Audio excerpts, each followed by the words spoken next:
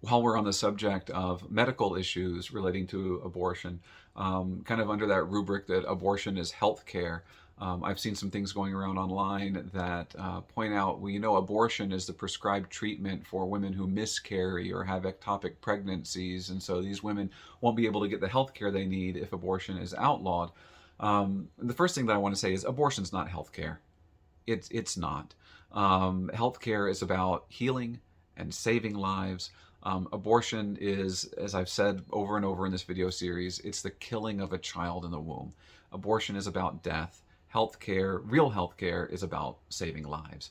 But that being said, is there truth to the claim that abortion is the prescribed treatment for women who miscarry or have ectopic pregnancies?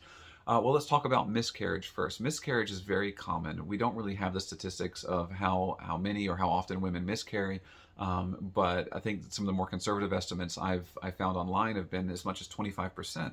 25% of children conceived in the womb just die as part of the natural process. And we don't always know why. Sometimes we do, but most of the time we don't always know why. So when a woman is miscarrying, that child within her is already dead. And what happens just through natural causes, right? Just like people die of natural causes all the time. What happens in a miscarriage normally is the woman will just deliver the baby on her own, and if it's early enough along, it may just seem like a heavy period, but that doesn't always happen, and sometimes doctors have to go in and remove the fetal remains. Anytime fetal tissue, whether it's alive or dead, is removed from a woman's uterus, medically speaking, that is termed an abortion. And it's unfortunate maybe that that's the terminology that's used. I wish more people knew that. My wife and I have suffered through miscarriages, and I remember being very upset after the loss of our first child that we lost in the womb to a miscarriage.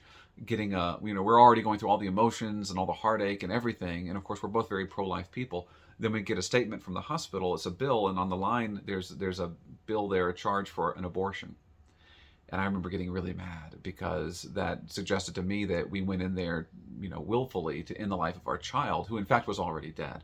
But I learned subsequently that anytime fetal remains, even if they're already deceased, are removed from the uterus, that is medically termed an abortion.